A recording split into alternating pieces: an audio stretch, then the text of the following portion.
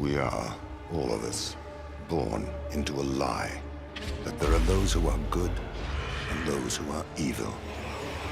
But these words mean nothing. In truth, the only measure of a soul is the strength of their will. Welcome to the Swain Champion Spotlight.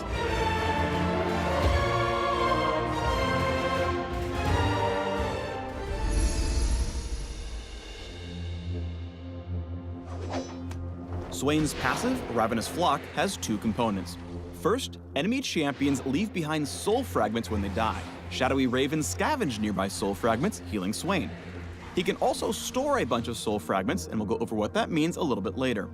Now let's talk about Ravenous Flock's second effect. Right-clicking any nearby immobilized enemy champion damages them, drags them towards Swain, and rips out a soul fragment. The drag has a moderate cooldown, so you'll have to choose the best victim when following up on area of effect lockdowns. Swain's Q, Death's Hand, unleashes several bolts of eldritch power in front of him, each damaging the first target struck. Multiple hits on the same target deal reduced damage beyond the first. Bolts pierce through targets they kill, restoring a portion of Swain's mana and hitting the next unit in their path.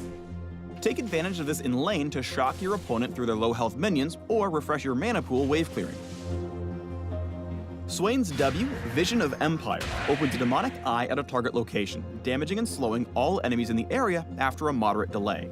Champions hit by Vision of Empire take extra damage, grant Swain a soul fragment, and are temporarily revealed. Vision of Empire's range is freaking massive. It gives tons of versatility as a zoning, reconnaissance, and follow-up tool. It's up to you as a master tactician to figure out the best way to use it. It's typically not wave clear. Swain's E, Nevermove, projects his demonic hand forward, then calls it back, damaging everything it touches. Nevermove passes through enemies on the way out, but explodes if it hits something as it's returning. Targets caught in the explosion are rooted in addition to damage.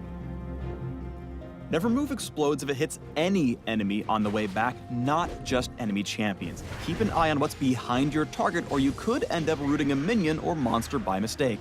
Feels bad, Bird Dad. Watch for opportunities to follow up on Nevermove with your other abilities. Pull your opponent in with Ravenous Flock's right click, then drop a 5-finger Death's Hand for tons of damage. Once you've got a grasp on Swain's kit, eyeball an opportunity to add Vision of Empire into the mix. Swain's ultimate, Demonic Ascension, invokes his full power, granting a big chunk of health on cast and draining life from the nearest enemies for an extended duration, prioritizing champions. When Demonic Ascension ends, either by running down the duration or by reactivating after draining enough health, Swain casts Demon Flare, the payoff for collecting all those soul fragments. Swain crushes every fragment in his possession to unleash a nova of demonic energy, damaging the closest enemies around him. The nova's damage increases for each fragment consumed.